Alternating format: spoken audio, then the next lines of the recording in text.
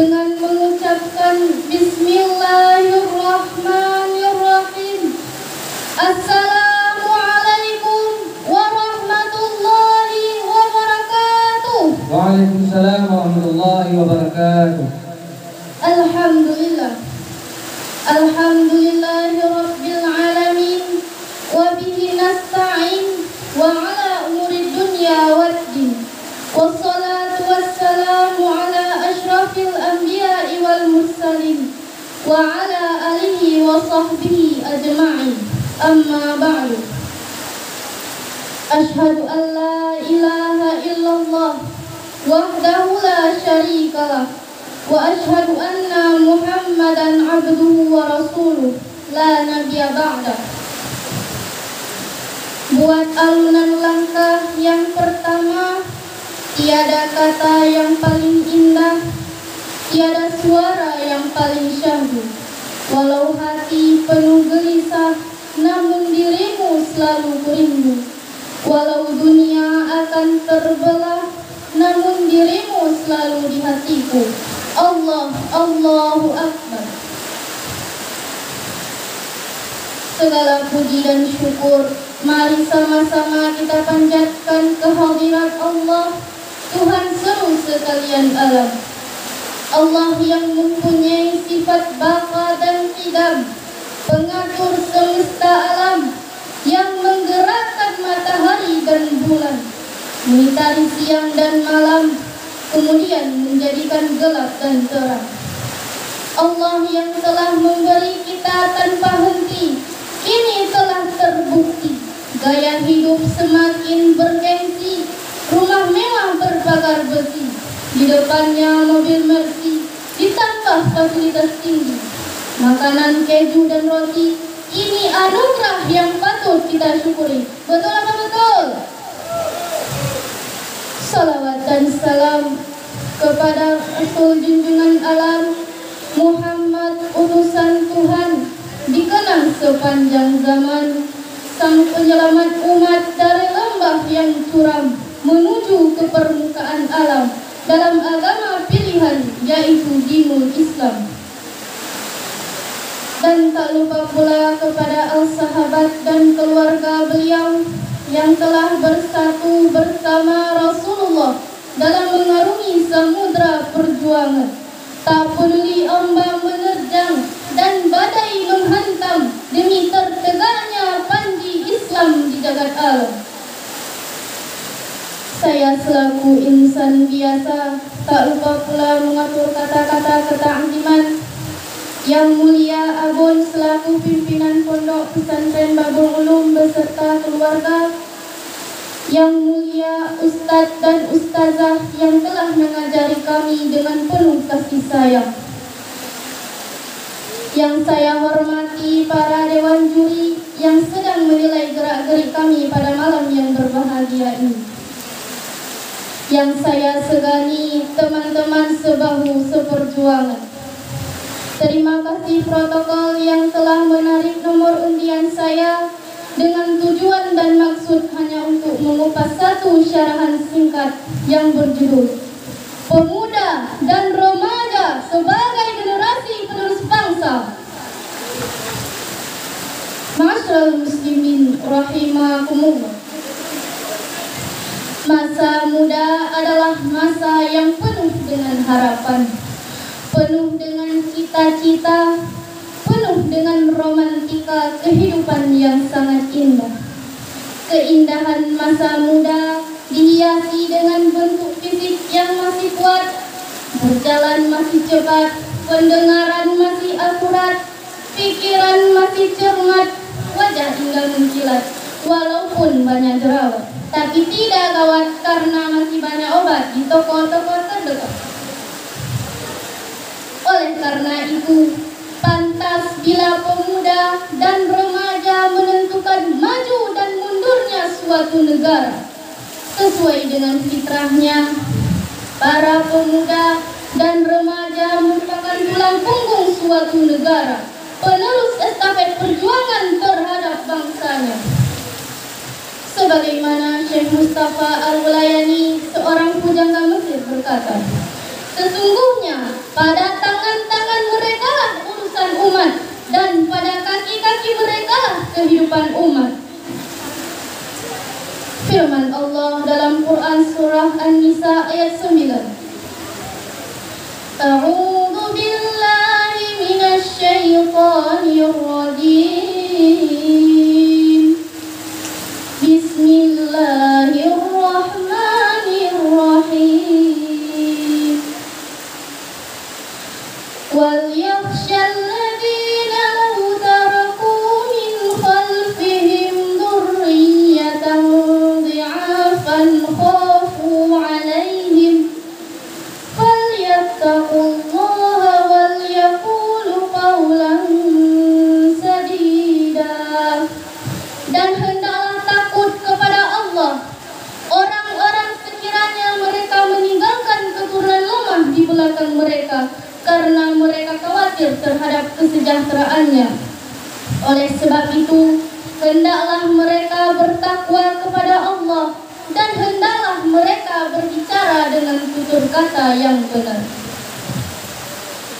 Profesor Dr. B.J. Habibie mengatakan, setidaknya ada 5 kelemahan yang harus kita hindari, yakni lemah harta, lemah fisik, lemah ilmu, lemah semangat hidup, dan yang sangat ditakutkan adalah lemah akhlak. Jika 5 kelemahan ini melekat pada diri generasi muda kita, maka mereka bukanlah dikatakan sang pelopor pembangunan, bahkan penghancur pembangunan. Sebagai generasi muda, kita harus memiliki semangat juang dan tinggi, dan serta tanggung jawab penuh terhadap kelangsungan agama, nusa, dan bangsa kita yang tercinta ini. The young today is leader tomorrow. Pemuda hari ini adalah pemimpin yang akan datang.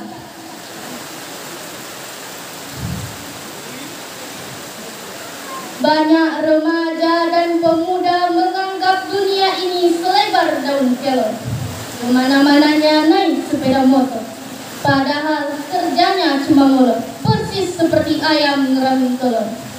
Banyak di antara kita yang tidak mensyukuri nikmat Allah. Tapi ingatlah saudara-saudara, semua itu hanyalah titipan belaka yang nantinya akan kembali kepada Allah Subhanahu wa Ta'ala. Kaum muslimin muslimat yang berbahagia,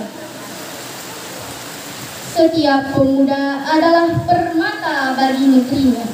Harapan tinggi untuk para pemuda agar menjadi sosok generasi unggul dan mampu menjadi tokoh di masa yang akan datang.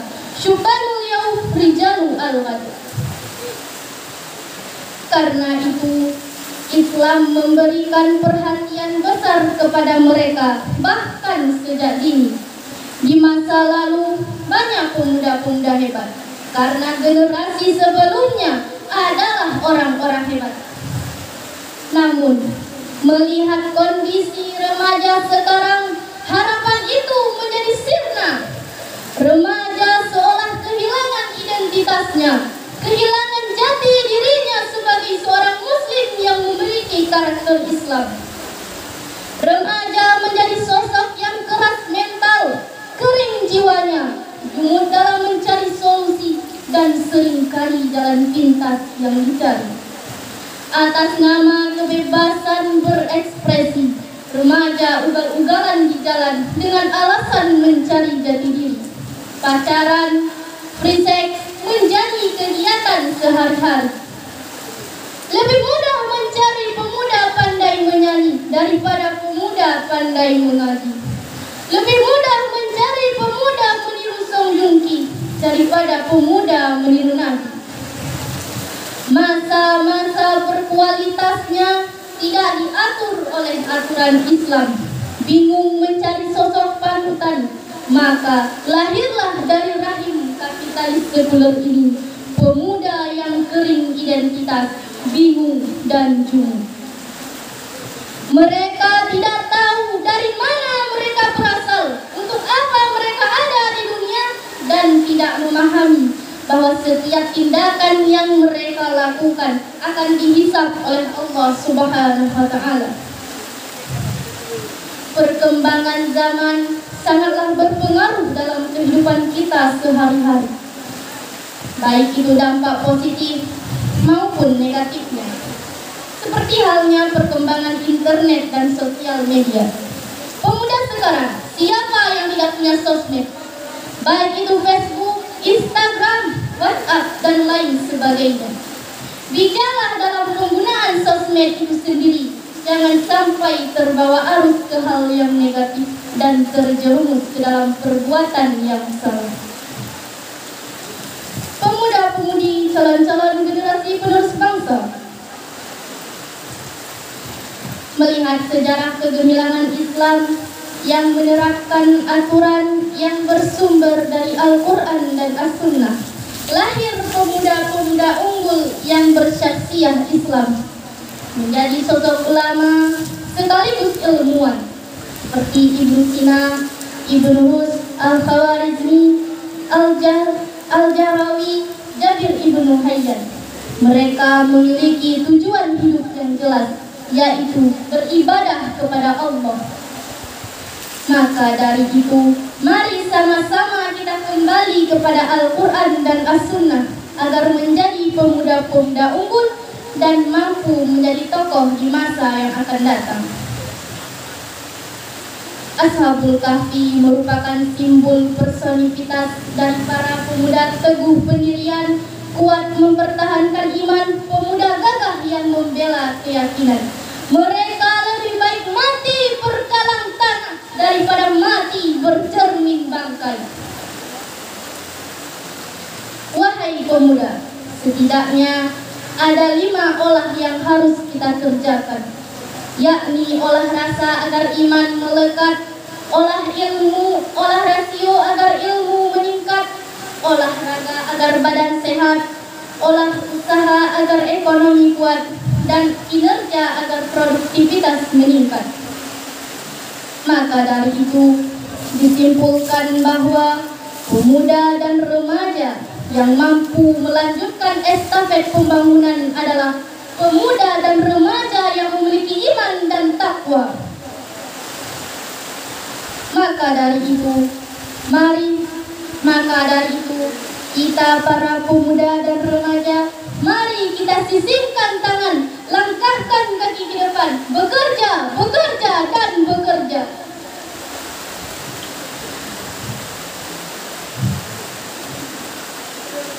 Inilah yang dapat saya sampaikan. Lebih dan kurang saya mohon maaf atas segala kekurangan dan kesalahan. Daun pinang berberai-berai, daun kelapa bercerai-berai. Wahai pemuda, janganlah lalai, masa depan bangsa belum selesai. Akhirul kalam, tsummassalam. Assalamualaikum warahmatullahi wabarakatuh.